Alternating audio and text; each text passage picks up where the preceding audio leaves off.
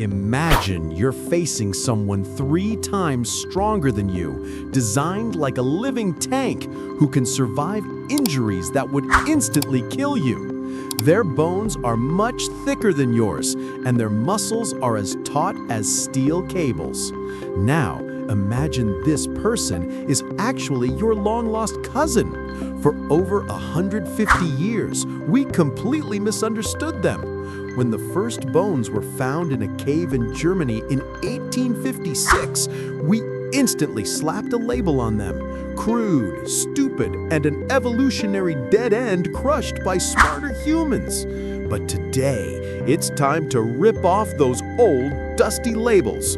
Because these mysterious beings hidden in our DNA, the Neanderthals, were so much more than we ever imagined. What if I told you these creatures we labeled as primitive actually invented humanity's first industrial processes, created art, and established healthcare systems advanced enough to make modern hospitals envious? In this video, we'll discover how Neanderthals became biological masterpieces of evolution, shaping their bodies and minds like a feat of engineering to survive the harshest conditions of the Ice Age. And by the end of the video, you'll be astonished to learn how a piece of tree bark was transformed into the first industrial marvel of human history. For us to continue these mysterious journeys, don't forget to subscribe to our Human Stories channel and like the video. Your support helps the secrets of the past reach more people. Now, in the comments, tell us this. What comes to your mind when you first hear the word Neanderthal?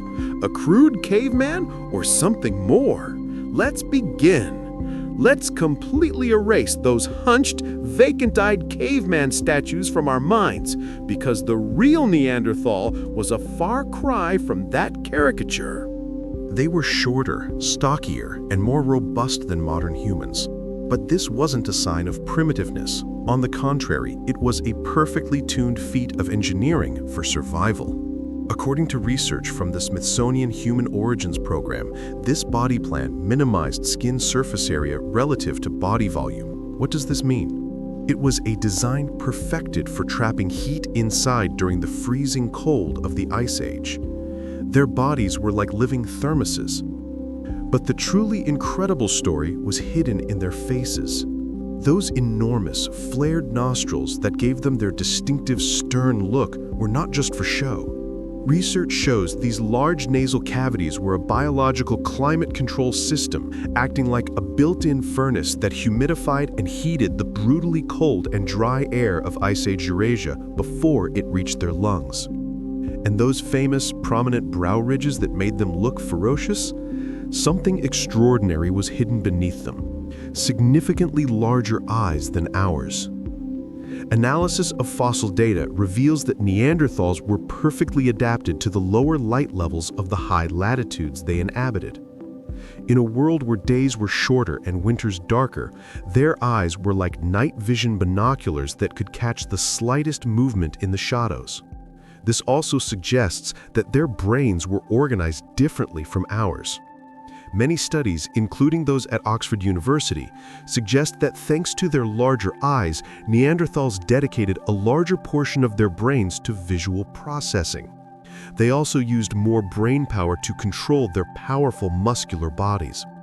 This came at a cost. The cerebellum, a brain region associated with social processing and cognitive flexibility, might have been relatively smaller in comparison to modern humans. This doesn't mean they were less intelligent. Absolutely not. It means they were intelligent in a different way. Their intelligence was optimized for a brutal world that required different skills. An intelligence focused on predicting a mammoth's next move or reading the signs of an approaching snowstorm, rather than on social gossip and complex alliances. If you want to understand how incredibly resilient Neanderthals were, all you have to do is look at their bones. Cross-sections of Neanderthal thigh bones show bones that are much thicker and more robust than ours. This wasn't for show. This was a biomechanical necessity. Archaeological evidence paints a picture that would put even today's most extreme athletes to shame. Neanderthal skeletons, especially in the head and neck area, show an incredibly high rate of healed injuries. According to research published in many scientific studies, this pattern of injury suggests they engaged in close quarters, hand-to-hand combat with massive and dangerous prey. Imagine wrestling a cave bear or trying to spear a woolly rhino to the ground. Broken bones, crushed fingers, head trauma. For them, this was a regular workday. But the truly mind-boggling part is this: these weren't fatal wounds, they were healed wounds. Neanderthals regularly survived traumas that would instantly kill or disable most modern humans, and then they went on to live for years, even decades. So how is this possible? Let's make a comparison. The average Neanderthal male was about 1.68 meters tall and weighed around 82 kilograms. The first modern humans of that era were generally 1.75 meters tall and around 68 kilograms. But that extra 14 kilograms on Neanderthals wasn't fat, it was pure muscle and bone. If you were to put a Neanderthal and an early modern human in an arm wrestle, it wouldn't even be a contest. We're talking about beings who might have been 2 to 3 times stronger in upper body strength. Their robust skeleton wasn't designed to completely prevent injury, but to allow them to survive and recover from the most extreme physical traumas. You can think of them as biological shock absorbers, designed to take hits that would shatter a modern human and keep going for decades. This incredible biological machine didn't rely solely on brute strength and bone density to survive. Their minds were just as sharp as their bodies. For years, we assumed Neanderthal technology was simple and crude. Then archaeologists discovered something that changed everything: birch bark tar. This isn't the story of a campfire in your backyard. Producing birch bark tar requires heating birch bark in an oxygen-free environment at precisely controlled temperatures. According to a study published in the journal Science, this is a multi-step, controlled process that requires a deep understanding of material properties and thermodynamics. It's a form of primitive chemical engineering. Why is this so important? Because it represents what scholars like Briggs call cumulative cultural evolution, meaning knowledge was not just invented and forgotten, it was passed down through generations and improved over time. This was humanity's first industrial process, and Neanderthals mastered it tens of thousands of years before modern humans arrived in Europe. In fact, a 2024 discovery in Gibraltar revealed even more sophisticated engineering. Researchers found evidence that Neanderthals created complex hearths specifically designed to produce tar at exactly the right temperatures. These weren't accidents or a stroke of luck. They were planned, engineered solutions to complex problems. As archaeologist Clive Finlayson of the Gibraltar National Museum put it, this discovery is another nail in the coffin of the idea that Neanderthals were just brutish apes. Now we're entering a controversial area. For years, art and symbolic thought were considered exclusive to modern humans. Then came discoveries that shattered this assumption. As far back as 130,000 years ago, Neanderthals were making personal ornaments from eagle talons at sites like Krapina in Croatia. Even more striking, pierced marine shells painted with pigments and used as jewelry were found at sites like Cueva de los Aviones in Spain, dating back 115,000 years. That's tens of thousands of years before the known arrival of modern humans in Europe. Even more dramatically, paintings in the caves of La Pasiega, Maltravieso, and Ordales in Spain, including hand stencils and geometric patterns, have been dated by uranium-thorium dating to be at least 65,000 years old. If confirmed, this means Neanderthals were making art before modern humans even arrived in Europe. The evidence for Neanderthal symbolism isn't limited to art. Research in multiple fields shows they collected black feathers from various bird species for aesthetic or ceremonial purposes. They also used red ochre pigments, sometimes importing them from dozens of kilometers away. However, the debate continues. The evidence for abstract art is strong, but clear examples of figurative art depicting animals or humans are still debated. Some researchers are skeptical of certain claims due to methodological issues. This ongoing debate highlights just how complex and nuanced our understanding of Neanderthal cognition has become. Perhaps the most astonishing aspect of Neanderthal life was their healthcare systems. We're not talking about simple first aid. We're talking about sophisticated, long-term medical care that could rival anything in the modern world. The star patient in this story is Shanidar I, a Neanderthal male found in the Shanidar cave in Iraq. His medical file reads like a trauma surgeon's nightmare. According to research at the University of York, a severe blow to his face left him blind or partially blind in one eye. His right arm was withered and likely paralyzed from a healed fracture. Leg and foot deformities caused a painful limp, and he had advanced degenerative joint disease. Any of these injuries should have been a death sentence in the Stone Age. Yet Shanidar I lived to be between 35 and 50 years old, a remarkably advanced age for that time. There's only one logical explanation. His community provided him with daily care, support, and protection for decades. Dr. Penny Spikins of the University of York, who has extensively studied Neanderthal healthcare, argues that this wasn't calculated personal interest, but genuine compassion. As she states in her research, Neanderthal healthcare was characterized by a caring and knowledgeable response to injury and illness. It was a rebellion against the brutal law of nature, where only the fittest survive. They took care of their weak and their wounded. Evidence goes beyond individual cases. Analysis of Neanderthal teeth has revealed marks indicating they used toothpicks for oral hygiene. Their dental plaque shows they consumed bitter plants with little nutritional value, such as yarrow and poplar, which contain salicylic acid, the active ingredient in aspirin. They weren't just keeping people alive, they were actively treating pain and sickness. One of the biggest questions about Neanderthals has always been communication. Could they talk?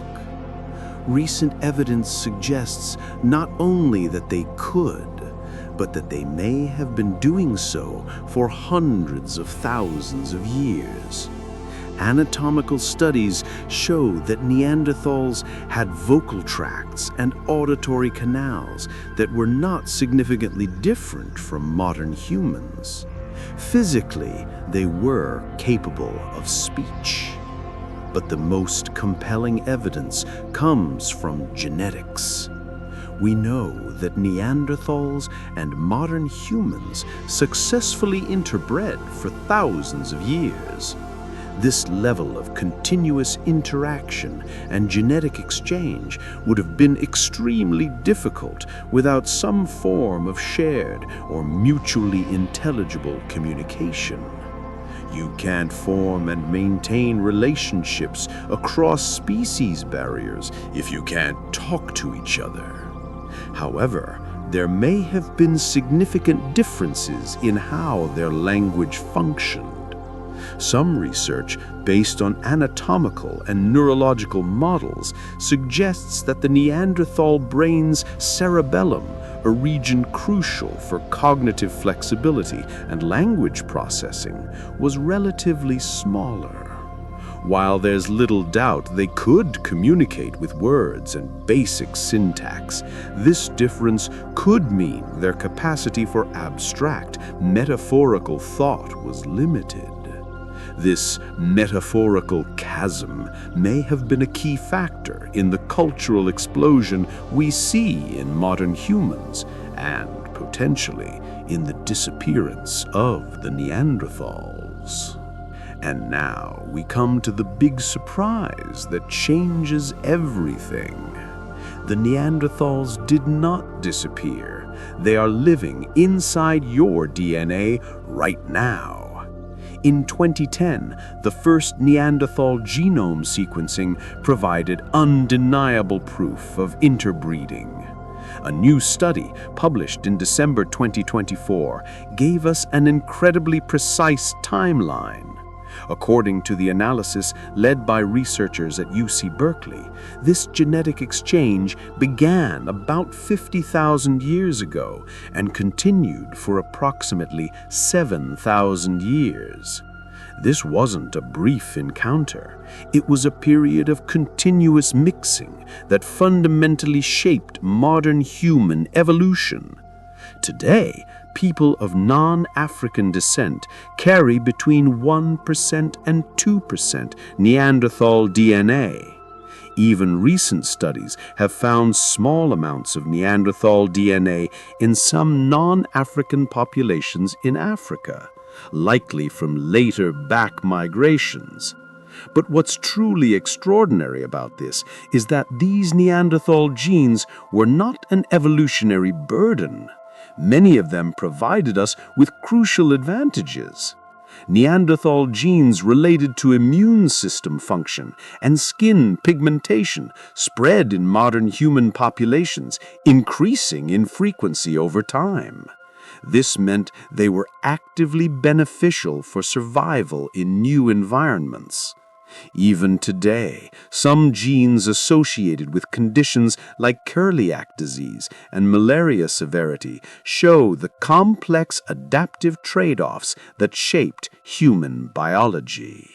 So, if Neanderthals were so perfectly adapted and sophisticated, what happened to them? Around 40,000 years ago, they vanish from the archaeological record across much of Europe. The answer isn't simple.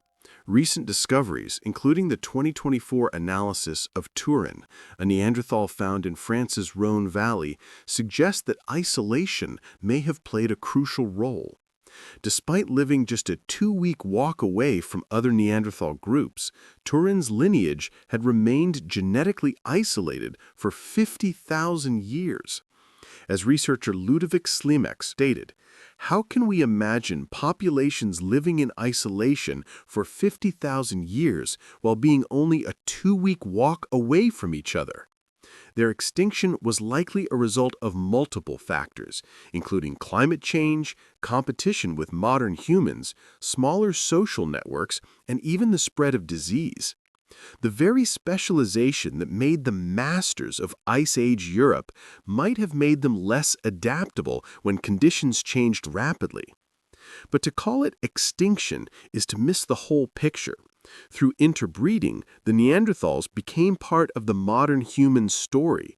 They didn't vanish, they merged with us. Neanderthals were truly extraordinary beings, but not in the way we initially thought. They were biological masterpieces engineered by evolution to dominate environments that would kill a modern human in hours. They survived injuries that would cripple professional athletes.